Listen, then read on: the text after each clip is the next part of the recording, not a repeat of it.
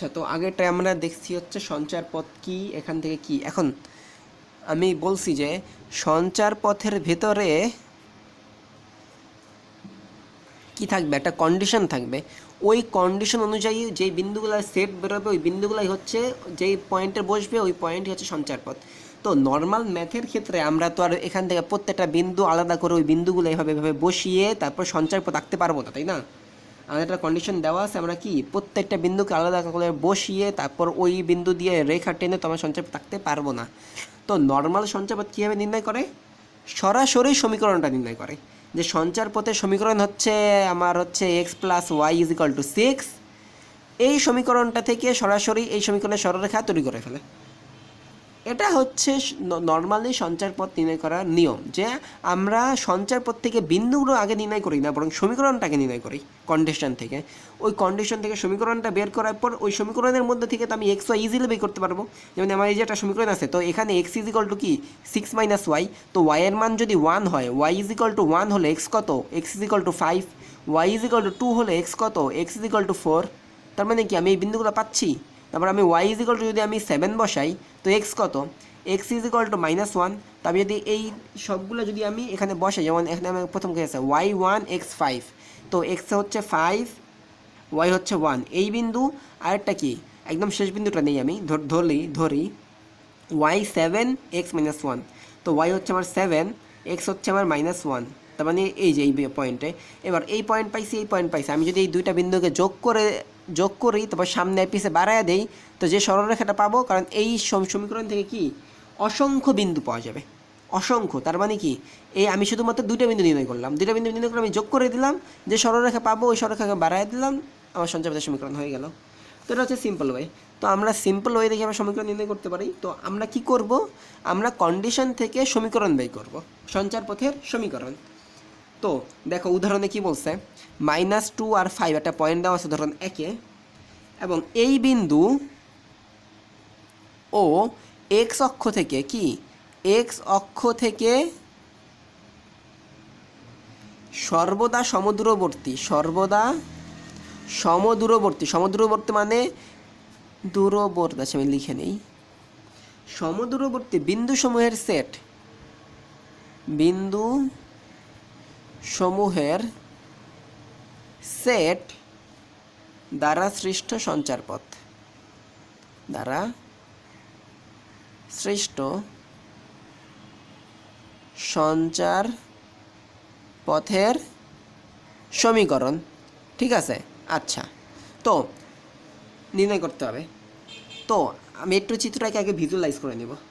চিত্র, তো একটা বিন্দু আছে -2 5, এই পয়েন্ট একটা বিন্দু আছে, এবং এই পয়েন্ট এই বিন্দু এবং এক্স অক্ষ থেকে, এবার আরেকটা কি বলছে, এক্স অক্ষ, এই যে এটা কি, এটা হচ্ছে এক্স অক্ষ না, এই পুরাটা কি, এই পুরাটা হচ্ছে এক্স অক্ষ।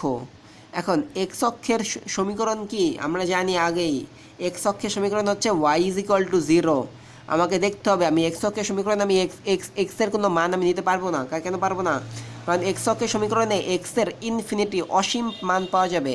এক্সের এখানে এক্সের মান 0, এখানে 1 2 3 2.5 3.5 3.7 4.8 অসংখ্য মান, এইদিকে মাইনাসের অসংখ্য মান পাওয়া যাবে।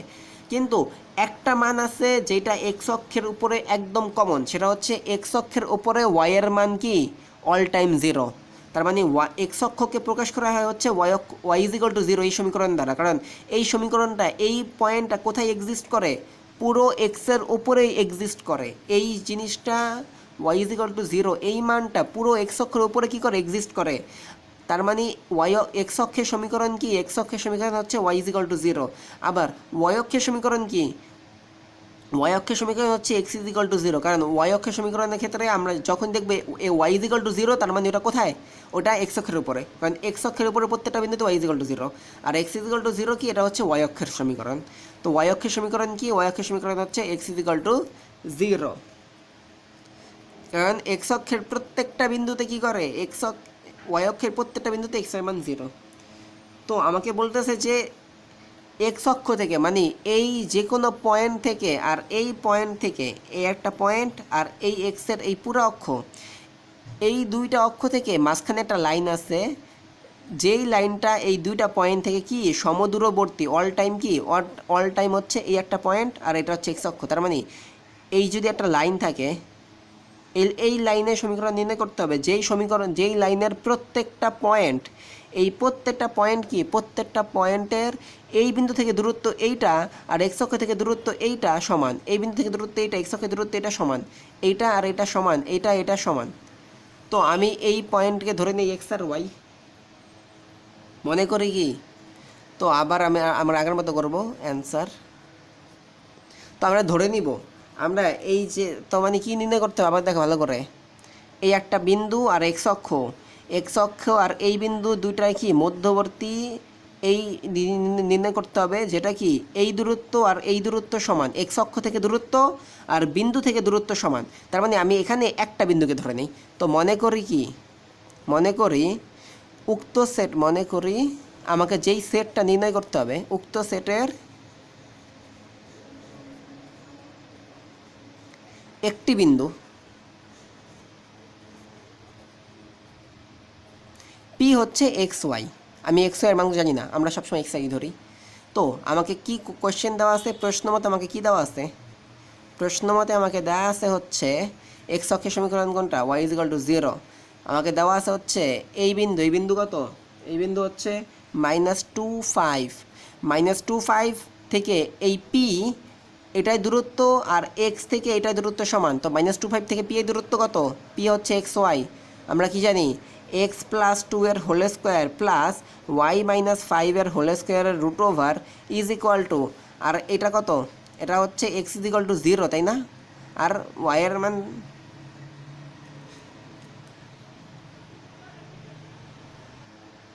তো এখানে কি এটা হচ্ছে এক্স অক্ষের সমীকরণ না, এক্স অক্ষের সমীকরণে কি ওয়াই ইজ ইকুয়াল টু 0। তার মানে কি, তার মানে দেখো এই রেখা থেকে আমি কি বলছিলাম, এই পয়েন্ট থেকে কোনো একটা রেখা থেকে বিন্দুর দূরত্ব কি, কোনো একটা রেখা থেকে বিন্দুর দূরত্ব হচ্ছে সরলরেখা সমকোণী লম্ব দূরত্ব। তো এই পয়েন্টটা থেকে এই রেখার দূরত্ব কি, এই পয়েন্ট থেকে এই রেখা, ধরো এই যে এই পয়েন্ট থেকে এই রেখার দূরত্ব এটা হচ্ছে এক্স ওয়াই। তো এক্স অক্ষ থেকে কোনো সরলরেখার দূরত্ব কি, লম্ব দূরত্ব কি, আবারও বলতেছি কোনো একটা অক্ষ থেকে কোনো একটা সরলরেখা বা কোনো একটা বিন্দুর দূরত্ব কি, ওই বিন্দুর লম্ব দূরত্ব হচ্ছে কি ওই বিন্দুর ওয়াইয়ের মান না, কারণ এটা দূরত্ব হচ্ছে এটাই দূরত্ব হয়। তো এই উপর দিকে কটটুক উঠছে, উপর দিকে কি ওই বিন্দুর কোটি এর সমান উঠছে। তার মানে কোনো অক্ষ থেকে, যে কোনো অক্ষ থেকে একটি বিন্দুর লম্ব দূরত্ব হবে ওই বিন্দুর কোটি এর মান। এক্স অক্ষ থেকে কোনো, আমি এটা আগে লিখছি, তো এক্স অক্ষ থেকে কোনো বিন্দুর লম্ব দূরত্ব হচ্ছে বিন্দু কোটি এর মান, আর ওয়াই অক্ষ থেকে কোনো বিন্দুর লম্ব দূরত্ব হচ্ছে ওই বিন্দুর এক্স এ ভুজের মান। এটা আমি আগে লিখে দিয়েছিলাম।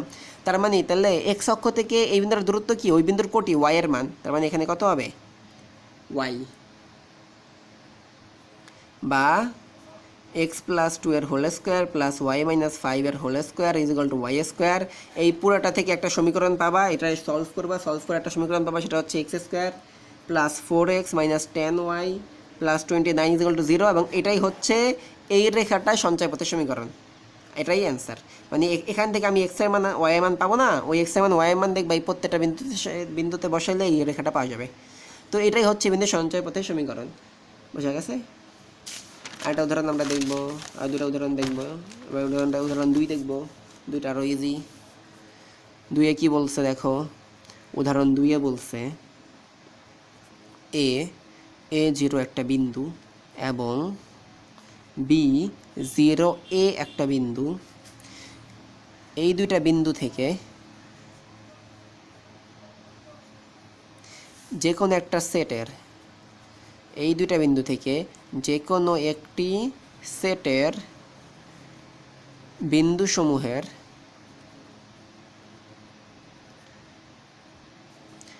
দূরত্বের বর্গের অন্তর্ফল, দূরত্বের বর্গের অন্তর্ফল সর্বদা 2a একক, একক মানে এটা মিটার, সেন্টিমিটার, কিলোমিটার, যা ইচ্ছা তাই হইতে পারে, সঞ্চার পথের সমীকরণ, সঞ্চার পথের সমীকরণ, ওই সেটের সঞ্চার পথের সমীকরণ নির্ণয় করতে হবে।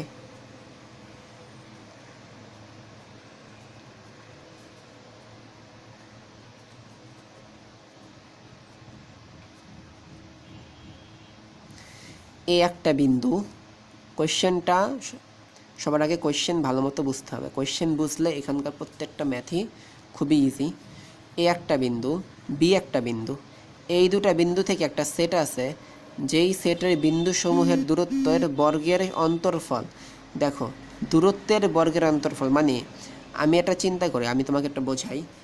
এ থেকে আর বি থেকে একটা সেটের বিন্দুসমূহ, আমি ধরি ওই বিন্দুটা হচ্ছে পি, ধরেই আবার আগের মতো অ্যান্সারের মধ্যে কোশ্চেনটা বুঝাচ্ছি একটু পরে। তো ধরি সেটের একটি বিন্দুকে, সেটের একটি বিন্দু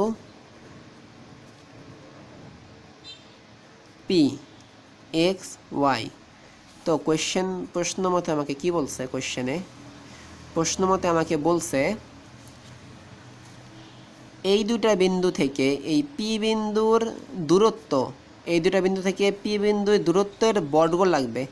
তো এই দুটা বিন্দু থেকে পি বিন্দুর দূরত্বের বর্গ কত? এই দুটা বিন্দু থেকে তো পি বিন্দুর দূরত্ব বাই করি। দূরত্ব হচ্ছে এক্স মাইনাস এই এ থেকে এটা হচ্ছে এপি, আর বি থেকে পি হচ্ছে বিপি। এই দুটা দূরত্বের বর্গের অন্তর্ফল মানে বিয়োগফল। অন্তর্ফল বলতে বিয়োগফল বোঝায়। দুটার বিয়োগফল সমান সমান কি? সর্বদা 2a, মানে দুটা দূরত্বের বর্গের অন্তর্ফলে সমান সমান 2a, এটাই বোঝাইছে। বা এপি স্কোয়ার, এপি মানে কি? এপি মানে হচ্ছে এক্স মাইনাস এ এর whole square plus y minus 0 এর হোল স্কোয়ার রুট ওভার এর হোল স্কোয়ার, এটার উপরে স্কোয়ার আছে। মাইনাস বিপি হচ্ছে এক্স মাইনাস 0 এর whole square plus y minus a এর হোল স্কোয়ার রুট ওভার, এটার উপরে স্কোয়ার আছে, ইজ ইকুয়াল টু 2a। বা আমি কি পাচ্ছি? এক্স মাইনাস এ এর whole square plus y square minus x square plus y minus a এর whole square is equal to 2a। আমি একটা সমীকরণ পাইছি, সমীকরণটা আমার লাগবে। এখান থেকে আলটিমেটলি বেরোবে y is equal to x plus minus 1। কেন প্লাস মাইনাস 1 বেরোলো? কাহিনী খুবই সিম্পল, এখানে স্কোয়ার আছে। স্কোয়ার থেকে আমরা যেহেতু স্কোয়ার আছে, আমরা জানি আমরা স্কোয়ারকে অপর পাশে নিলে রুট করতে হবে। একটা স্কোয়ার আছে, উপরে একটা আছে, তো অপর পাশে নিলে কী করতে হবে? এটা রুট করতে হবে, আর রুট করলে প্লাস মাইনাস আসবেই। এই জন্য এখানে প্লাস মাইনাস 1 এসছে। এখানে মূলত বেরোবে হচ্ছে এটা, বেরোবে হচ্ছে minus x plus y is equal to plus minus 1। এটা হচ্ছে ফর্মুলা। তারপরে এখান থেকে y is equal to x plus minus 1, same জিনিসই। সঞ্চারপথ সমীকরণ নিজে করবা, বুঝা গেছে? X square is equal to 0, x is equal to root 0, এখানে যে একটা মান এ ধরি এ। তো এটা করলে এটা প্লাস মাইনাস আসবে, আমরা জানি রুট করলে প্লাস মাইনাস এসে পড়ে। ওকে,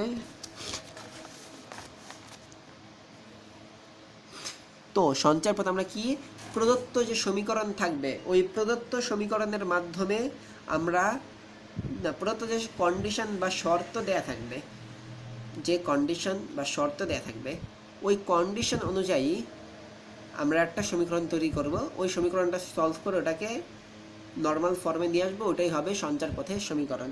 তো একটু কি হচ্ছে সঞ্চারপথ। তো এই ধরনের ম্যাথগুলা বেশি একটা কঠিন না, সঞ্চারপথের ম্যাথ। আমরা এবার বইয়ের কিছু ম্যাথ দেখব। বইয়ের ম্যাথগুলা কী কী আছে, যেমন 1/2 দেখি। 1/2 ইজি একটা ম্যাথ। দুটা বিন্দু দেওয়া আছে 30 আর হচ্ছে -30। বিন্দুদ্বয় হতে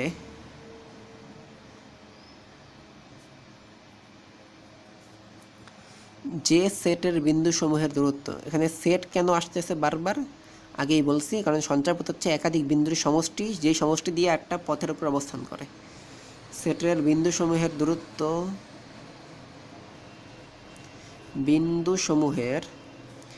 দূরত্বের সমষ্টি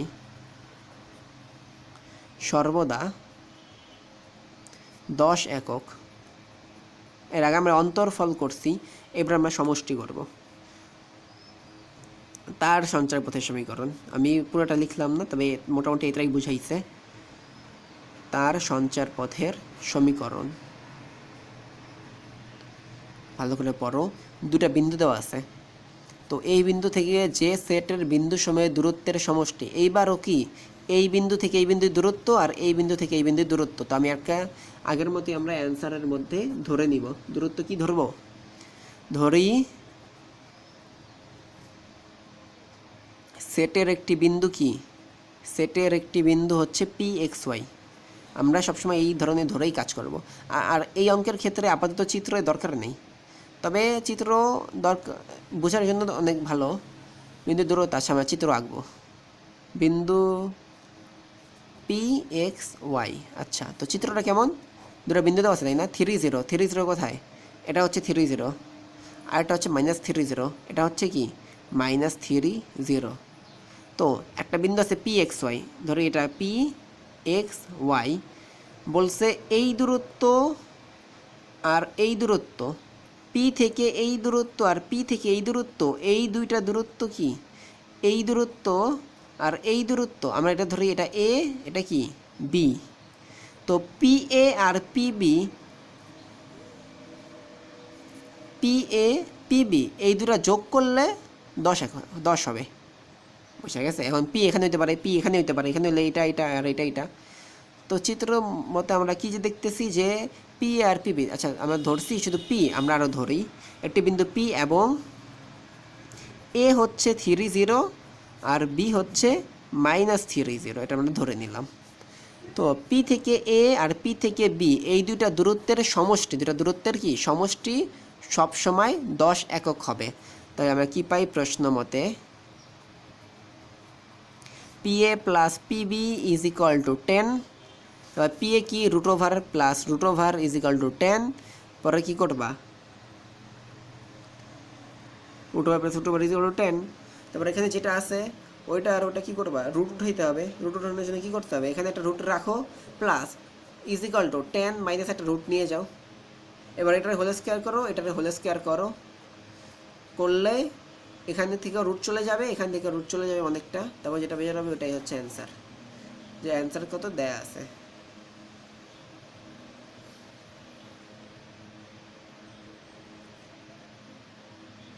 বোঝা গেছে? দেখো 2 নম্বর ম্যাথগুলো একটু ইম্পর্ট্যান্ট, অন্যগুলো একদম ইজি। তখন যেগুলো করলাম 2 নম্বর একটু ইম্পর্ট্যান্ট, আমরা একটু করবো 2 নম্বরটা। আর বিশেষ করে যেই ম্যাথগুলো বিভিন্ন বোর্ডে আসছে এগুলো ভালো করে করবা, হয় 2 বার অথবা 3 বার করবা। কারণ বোর্ড পরীক্ষায় যেগুলো আসছে ওগুলা কি বোর্ড পরীক্ষায় দিয়েছে, কারণ ওগুলা ইম্পর্ট্যান্ট এবং ওগুলো আসার মতো। আর ওগুলা নর্মাল ম্যাথের চেয়ে কিছুটা হলেও একটু জটিল হয়। কোনো ম্যাথ একদম ইজি হয়, তবে কিছুটা হলেও এগুলো একটু জটিল হয়। এই কারণে এগুলো বারবার করলে অনেক ইজি হয়ে যায় পরীক্ষায় অ্যান্সার করা। আর ম্যাথগুলো খাতায় সম্পূর্ণ লিখে করবা, তাহলে এক্সপিরিয়েন্স থাকলে, যত বেশি এক্সপিরিয়েন্স থাকবে পরীক্ষার হলে লিখতে তত বেশি সুবিধা। ম্যাথ যদি খাতায় না করো তবে ম্যাথ মনে হবে যে পারো, কিন্তু পরীক্ষার হলে গিয়ে দেখবা যে লিখার এক্সপিরিয়েন্স না থাকার কারণে পারতেছো না। একটি বিন্দু সেটের যে কোনো উপাদান মানে ওই যে আমাদের সেই বিন্দু PXY যেটা আমরা আগে সবসময় ধরতাম, ওটাকে আমরা যে কোনো উপাদান এবারও ধরে নিব। তো যে কোনো উপাদান কি করে, যে কোনো উপাদান A ও B বিন্দুর সাথে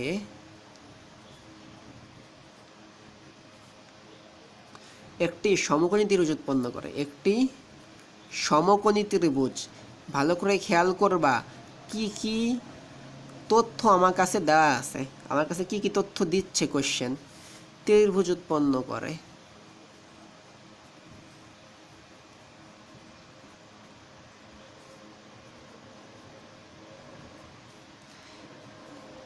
A ও B এর স্থানাঙ্ক দেওয়া আছে,